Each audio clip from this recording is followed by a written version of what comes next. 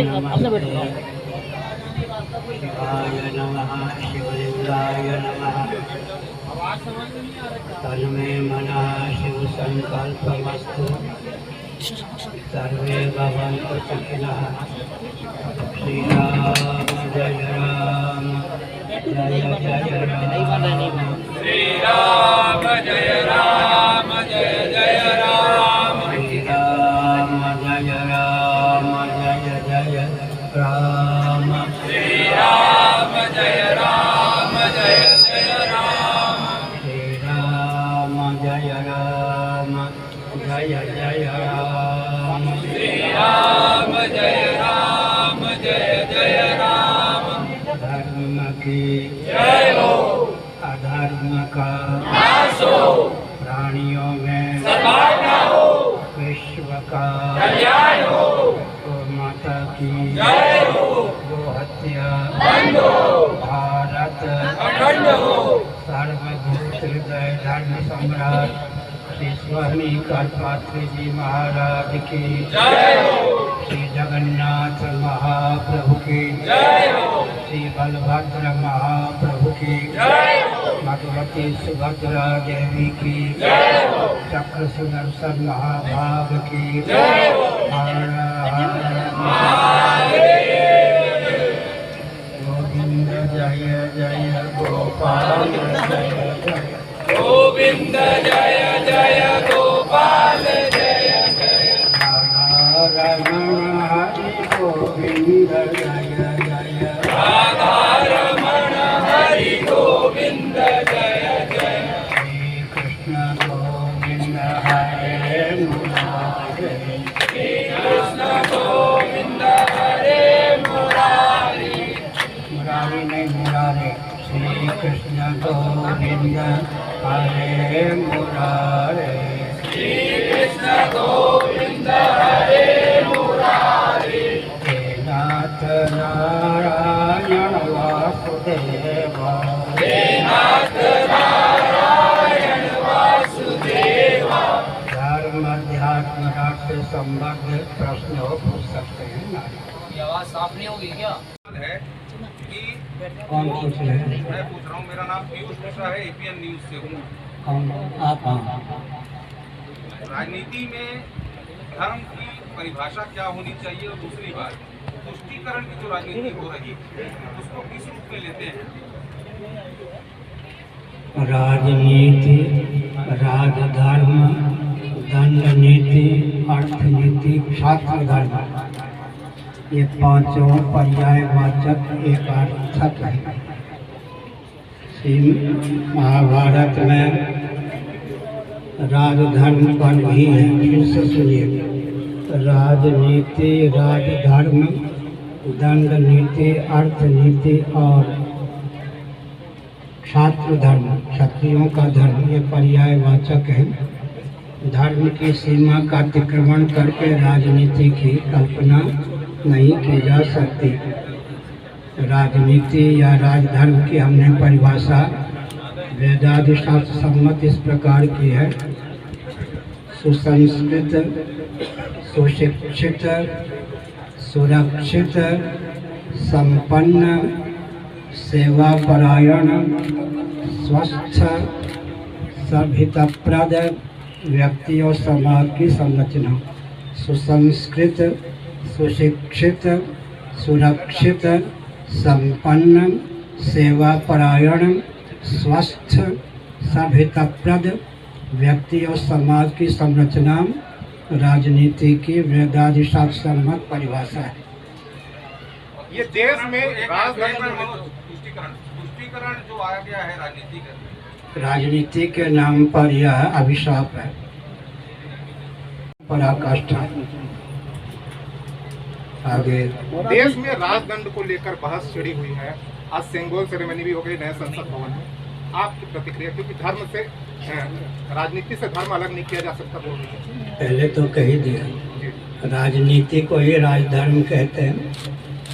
राजनीति राजधर्म दंड नीति, दंड की बात आप कह रहे हैं ना, दंड नीति अर्थनीति छात्र धर्म, ये पांचों शब्द एक अर्थक हैं। मत्स्य पुराण महाभारत आदि का अध्ययन किया। महाराज जी, छत्तीसगढ़ में एक तरफ बीजेपी एक तरफ कांग्रेस लगातार राम के नाम पर आयोजन कर रही है, तो क्या विकास छोड़ धर्म के नाम पे राजनीति हावी होने लगी है?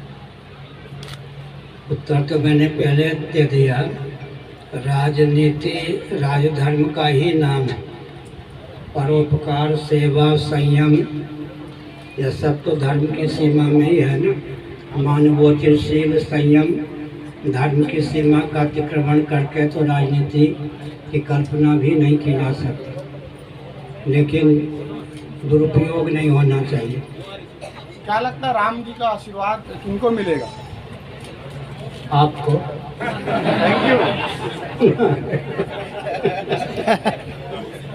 ये हिंदुओं पर छत्तीसगढ़ में इन दिनों अत्याचार को लेकर लगातार धर्मांतर फिल्में बन रही है। पहले कश्मीर फाइल आई और अब केरला स्टोरी आई।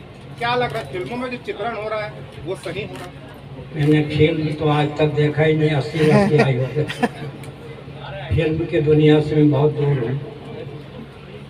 महाराज जी, छत्तीसगढ़ में धर्मांतर तेजी से हो रहा है, इसमें सियासत भी तेज हो रहा है, क्या कहेंगे? मुख्यमंत्री, राज्यपाल सब दोषी हैं। ये अपने दायित्व का निर्वाह नहीं करते तभी तो हिंदू खिसकते हैं ना। सुनिए, सामाजिक संस्थान भी दोषी। हर हिंदू परिवार से 1 रुपया 1 घंटा आस्था पूर्वक, अपनत्व पूर्वक नित्य निकले। मंदिर को, मठ को या अपने घर को ही केंद्र बनाकर उस समय का, उस रुपये का उपयोग उस क्षेत्र को हर प्रकार से बुलंद करने में, समृद्ध करने में, सुरक्षित रखने में हो। किसी की दाल ही नहीं गल सकती। सेवा के नाम पर ही तो आखिर हिंदुओं को धर्मच्युत किया जाता है। सेवा के नाम पर हिंदुओं को अल्पसंख्यक बनाने का जो कुचक्र चल रहा है, अपराध है। लेकिन हिंदू भी दोषी हैं। एक हिंदू परिवार से आस्था पूर्वक, अपनत्व पूर्वक 1 रुपया 1 घंटा रोज निकले, उस रुपये का, समय का उपयोग अपने क्षेत्र को हर प्रकार से सुव्यवस्थित, स्वावलंबी, सुरक्षित बनाने में हो। किसी की दाल नहीं गल सकती। अपने क्षेत्र की 80% समस्याओं का समाधान मिलजुल कर करें, राजनेताओं पर निर्भर न रहें। और आपके क्षेत्र के जो विधायक हों, सांसद हों, इसी प्रकार पार्षद आदि हों, 3 महीने की अवधि में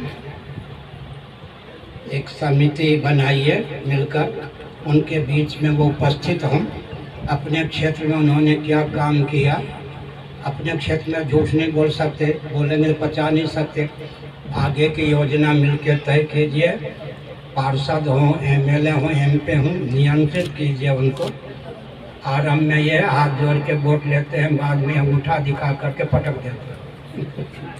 महाराज जी, एक सवाल है। धर्म गुरु है, लोग उनको मानते हैं, लेकिन उनके लोग जो है वे वोटों में बटे हैं, इसको आप कैसे देखते हैं? वोटों में बटे हैं, गुटों में बटे हैं।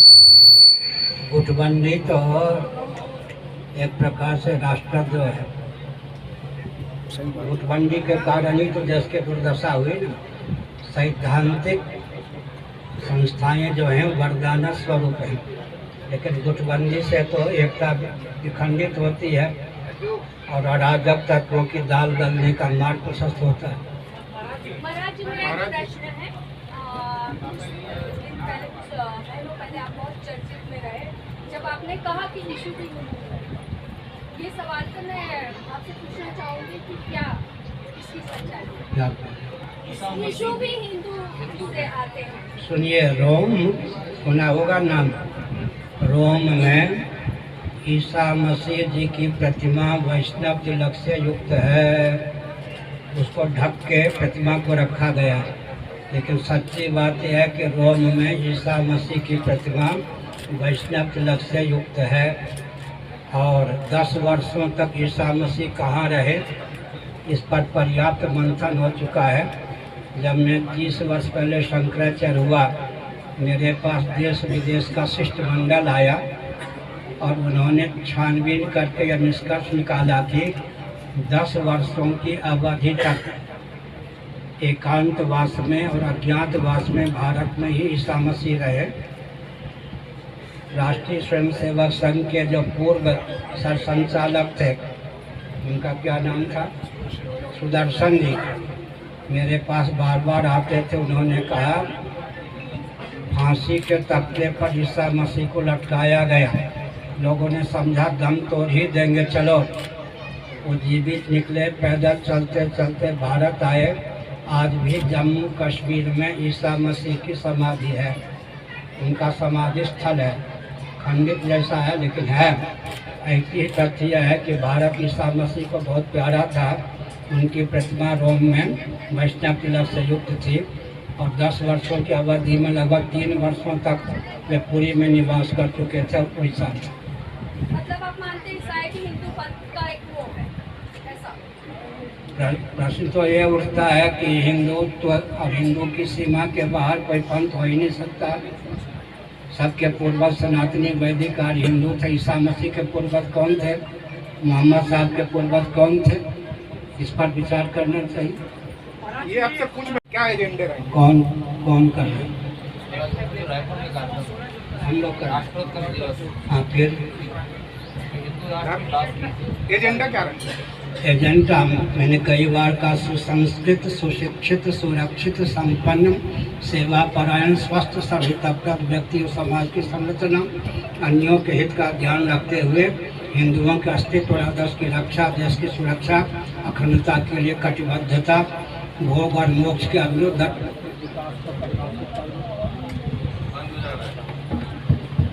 और एजेंडा यही है। महाराज जी, ये धर्म के गठन होते हैं बजरंग दल, उसको बैन करने की बात आई थी, बात हनुमान जी तक चली गई। हनुमान जी तक चली गई, हनुमान जी निपट लेंगे। वो शूरवीर है। महाराज जी प्रणाम, मैं अमित शर्मा हूँ टीवी 24 से। जैसे मेरे साथी ने सवाल किया कि अब जो राजनीतिक पार्टियां हैं वो वोटों के लिए ऐसा लग रहा है कि अब हिंदू से जुड़े संगठनों को बैन करने की बात कह रही है, तो इसे आप किस रूप में देखते हैं कि अब जब राजनेता ऐसा है कि समाज को सुबुद्ध करने की आवश्यकता है, विशेषकर बाल गोपाल भी और युवक भी बड़े सुबुद्ध हो रहे हैं।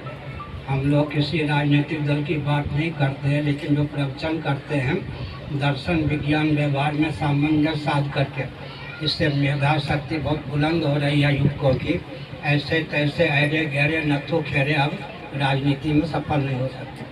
महाराज जी, आज रायपुर के सौभाग्य आप क्या आमंत्रित करेंगे हिंदुओं को सबल बनाने के लिए? हमारा जो कर्तव्य है, दायित्व, उसका निर्वाह हम करते रहते हैं, लेकिन आप भी शंकराचार्य बन के घूमे तो मैं आपको शंकराचार्य मान लूँगा। हमसे फांसने का प्रयास मत कीजिए। मैं दिल्ली में पत्रकार रह चुका हूँ, मेरी लेखनी में एक शब्द नहीं काटा जाता था। अब इतनी पत्रकार में रह चुका हूँ, दिल्ली का विद्यार्थी रहा हूँ, दिल्ली में भी मेरी पत्रकारिता बहुत प्रसिद्ध थी। फांसने का प्रयास करेंगे स्वयं फंस जाएगा, हमको फांस नहीं सकते।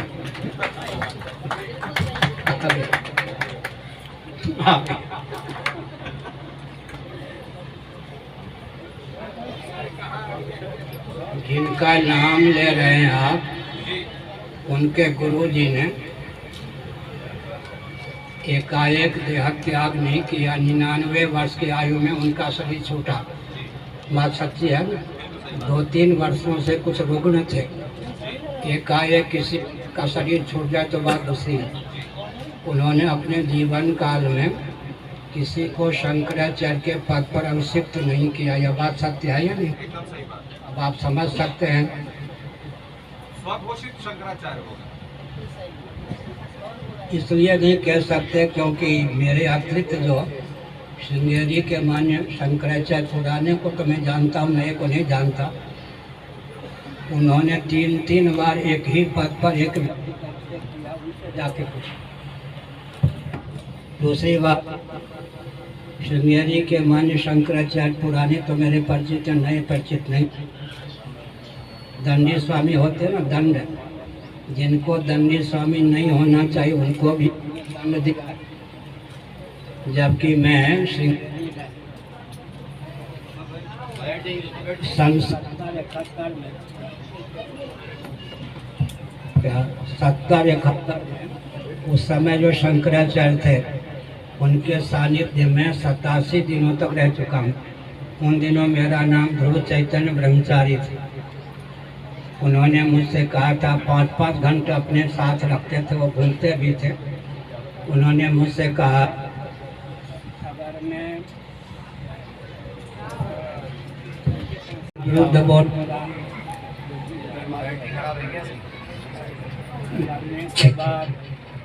कर ले ठीक कर ले कौन से देखने मारा नारायण नारायण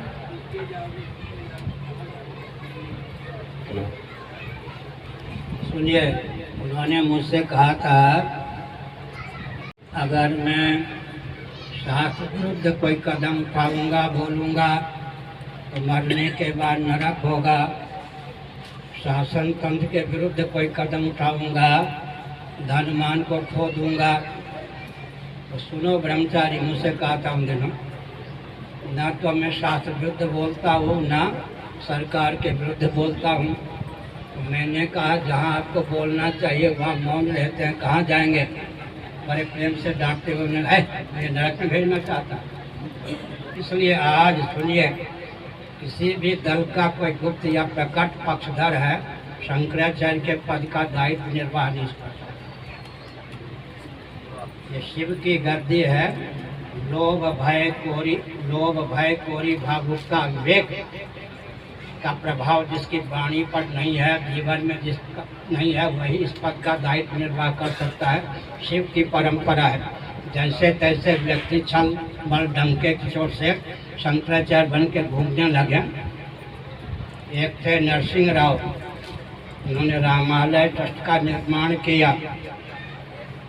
अयोध्या में मंदिर भी बने, अगल बगल मस्जिद भी बने या आमने सामने। मैंने हस्ताक्षर नहीं किया। मैं शंकराचार्य के पद पर प्रतिष्ठित ही हुआ था 30 साल पहले। नरसिंह राव जी का नाम सुना होगा। उन्होंने मेरे अपहरण का मरवाने का प्रयास किया। भगवत कृपा से न मेरा अपहरण हो पाया, न मर पाया, लेकिन साहस नहीं किया कि अयोध्या में मंदिर के साथ मस्जिद भी बना दें। अगर मैंने जी योगी जी से ले रहे हैं, लेकिन इतिहास तो यही कहता कि अगर मैंने हस्ताक्षर कर दिया होता तो नरसिंह राव के समय में होने से नहीं करता।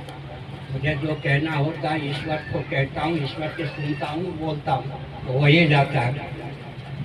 राम सेतु की रक्षा हुई या नहीं, राम मंदिर की रक्षा हुई या नहीं। उड़ीसा में एशिया स्तर का मुस्लिम सम्मेलन था। 1100 गायें कटने के लिए आई थी ब्रह्मवर्धा में। हमने कहा गाय तो क्या, एक मछली भी नहीं मारी जाएगी, खिचड़ी खा करके आप लोगों को रहना पड़ेगा, जाना पड़ेगा। वही हुआ, 1100 गायें किसानों को बांट दी। शंकराचार्य लोभ भय कोरी भावुकता के आगे घुटना न टेके, उनका दायित्व होता है। ब्रह्म ज्ञान से युक्त हो, शास्त्रों का बल हो, वेग हो, तपश्चर्या इतनी प्रबल हो कि कोई नीचे गिराने में समर्थ न हो। एक कल्याण के संपादक, अब शरीर नहीं है, मेरे गुरु भाई थे, उनसे मैंने कहा सूर्य भगवान इतने तेजस्वी हैं कि उनकी टांग किसी को दिखती नहीं। हमने कहा तुम भी मेरी टांग खींचने का प्रयास करोगे, टांग दिखेगी नहीं तो खींचोगे आगे हो गया। और कुछ 16 जून का आता है, आप उसको कैसे मनाओगे? क्या करते हो? आपका जन्मदिन आता है, कैसे मनाते हैं आप? जैसा आप चाहो मना लो, मुझे तो पता नहीं कितने जन्म हुए, कितने जन्मदिन है।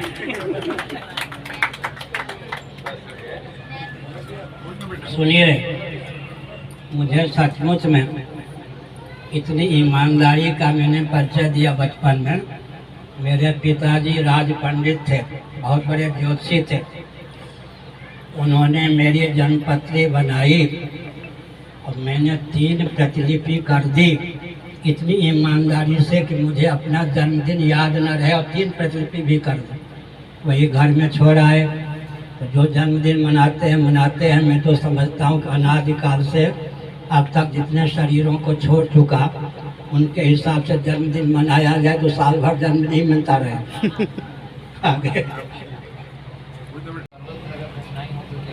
जो विशेषज्ञ हितैषी हैं उनसे परामर्श लें, काम करें। 4 योग्यता: हितैषी, हित चाहने वाला; हितज्ञ, हित जानने वाला; हित करने में तत्पर और समर्थ। नहीं तो कम से कम हितैषी हो, हितज्ञ हो, उनसे परामर्श लेके काम करें, कभी मुक्की नहीं खाएंगे। हितैषी भी हो, हितज्ञ भी हो। आगे 10 मिनट और। महाराज जी, एक सवाल है मेरा, राजनीतिक सवाल का जवाब आप नहीं देते हैं, लेकिन धर्म गुरु है तो अगर देश की सत्ता किसी के हाथ में सौंपनी चाहिए तो सही व्यक्ति कौन है? मोदी जी, राहुल गांधी या और कोई? क्या राहुल गांधी, मोदी जी? न वो न ये। सुनिए, जिसको राजतंत्र कहते हैं उसमें लोकतंत्र संहिता महाभारत का अध्ययन कीजिए। मंत्रिमंडल में 4 शिक्षाविद ब्राह्मण होना चाहिए, 8 रक्षाविद क्षत्रिय होना चाहिए, 21 अर्थशास्त्र के विशेषज्ञ वैश्य होना चाहिए, 3 शूद्र कल कारखाने सेवा श्रम के प्रकल्प को चलाने वाले, 1 सांस्कृतिक मंत्री सूत होना चाहिए। इसको राजनीति कहते हैं, उसमें लोकतंत्र प्रजातंत्र अंतर्निहित है या नहीं? आजकल राजनीति के नाम पर उन्माद है। चुनाव की जो प्रक्रिया है, सज्जन वहाँ पहुँच पावे यही कठिन, पहुँच जाए तो उनकी टांग न खींची जाए और कठिन। इसलिए आजकल तो राजनीति के नाम पर दांत मत खोदो, पूरा शरीर झूठा हो जाता है। आज तो राजनीति के नाम पर बिल्कुल उन्माद तंत्र चल रहा है, इसको राजनीति कह नहीं सकते। सत्ता लोलुपता जो सुनिए, सत्ता लोलुपता दूरदर्शिता के चपेट से मुक्त कोई राजनीतिक दल नहीं। किसी का विदेश से तार है, किसी का पूंजीपति से तार है, किसी का उससे तार संलग्न है। अपने मस्तिष्क को स्वस्थ रख करके, राष्ट्र के स्वरूप को समझ करके फिर कोई निर्णय लेने की क्षमता है ही नहीं। अगर क्षमता होती तो कोई व्यक्ति गोरक्षक को गुंडे कैसे कहते? गोरक्षक को गुंडे कह चुके और हिंदुओं को धर्मच्युत करने में सहभागिता उनकी है। खोखला हो रहा है ना, देश खोखला हो रहा है या नहीं? हिंदू धर्मच्युत किए जा रहे हैं और गायें कट रही हैं, यही हिंदुत्व की पहचान है क्या? जिन तत्वों के द्वारा पृथ्वी का धारण होता, उन तत्वों का संरक्षण होने पर राजनीति को राजनीति कह सकते हैं। 7 ऐसे तत्व हैं जो पृथ्वी को धारण करते हैं। स्कंद पुराण माहेश्वर कुमारिका खंड अध्याय 2, काशी खंड अध्याय 2। गोभिर विप्रैश्च वेदैश्च सत्यभिः सत्यवादिभिः अलुद्धैर दानशीलैश्च सत्कृत मही। गोवंश पृथ्वी को धारण करता है। गोवंश को विकृत विलुप्त करने का अभियान चल रहा है। विप्रैश्च सदाचार संयम संपन्न वेदज्ञ ब्राह्मण पृथ्वी को धारण करते हैं। ब्राह्मणों को कोसे बिना किसी राजनेता को रोटी नहीं पचती। गोभिर विप्रैश्च वेदैश्च ऋक यजु साम अथर्व, ये जो वेद हैं पृथ्वी को धारण करते हैं। इनको गररिये का गीत कह दिया गया। वेदों को भी नहीं ये लोग कलुषित करने का प्रयास करते हैं। सती साध्वी देवियाँ पृथ्वी को धारण करती हैं। लव मैरिज और क्या क्या है, सती साध्वी देवियों को लुप्त करने का षड्यंत्र है, क्लब है। आपको मालूम है ना, मेकाले ने भारत को दिशाहीन करने के लिए 3 C का आविष्कार किया था। लासन को एजुकेशन क्लब और कोर्ट। मेकाले ने भारत के अस्तित्व आदर्श को विकृत विलुप्त करने के लिए 3 C का आविष्कार किया था। स्वतंत्र भारत में भी 3 C क्रियान्वित है। लासन को एजुकेशन क्लब और कोर्ट, इनके माध्यम से भारत को विकृत किया जा रहा है। लेकिन भारत को कोई भी कितना दिशाहीन करने का प्रयास करे, दाल इसलिए नहीं गल सकती कि कलयुग के अंतिम चरण में 4,32,000 वर्ष कलयुग की आयु है। कलयुग के अंतिम चरण में ब्राह्मण कुल में भगवान कल्कि का अवतार होगा। उस समय भी कोई वंश सुरक्षित रहेगा, ब्राह्मण कुल, तब तो कल्कि का अवतार होगा। किसी की दाल भारत में नहीं गल सकती। तो हमने कंस का शासन झेला है, हिरण्यकश्यप का शासन झेला है, रावण का शासन झेला है। एक से एक आए और गए। भारत को हिलाने डुलाने में कोई शक्ति समर्थ नहीं है। यहाँ साक्षात भगवान अवतीर्ण होते हैं, साक्षात भगवती यहाँ जन्म लेती हैं, अवतार लेती हैं। उसको यम के दूत या धर्मराज के दूत जो ले जाते हैं उनके बारे में गरुड़ पुराण में मिलता है। उनको विभिन्न प्रकार की यातनाएं दी जाती हैं। इंद्रिय पंचक, ज्ञानेन्द्रिय पंचक, प्राण पंचक, अंतःकरण पंचक, तन्मात्र पंचक, अविद्या का वर्कर। इसका नाम विवेक चूड़ामणि नामक ग्रंथ में पैंगलोपनिषद में पुर्यष्टक है। दूसरे शब्दों में सूक्ष्म कारण शरीर का समुदाय, इसी का नाम क्या है? पुर्यष्टक। पुर्यष्टक से जीव कला लोक लोकांतरों को प्राप्त करती है। अगर जीव को तत्व ज्ञान नहीं है तो शरीर छोड़ने के बाद ऊर्ध्वं गच्छन्ति सत्वस्था, मध्य तिष्ठन्ति राजसाः, जघन्य गुण वृत्तिष्ठा अधो गच्छन्ति तामसाः। सूक्ष्म और कारण शरीर में तादात्म्यपन आत्मा का नाम जीव है। जीव भी उत्क्रमण करता है, पुनर्भव को प्राप्त करता है। स्थूल शरीर यही छूट जाता है। इसको 60 कौशिक कहते हैं, अन्नमय कोश कहते हैं। और श्रीमद् जगत गुरु शंकराचार्य भगवान की नमः। पार्वती पतये।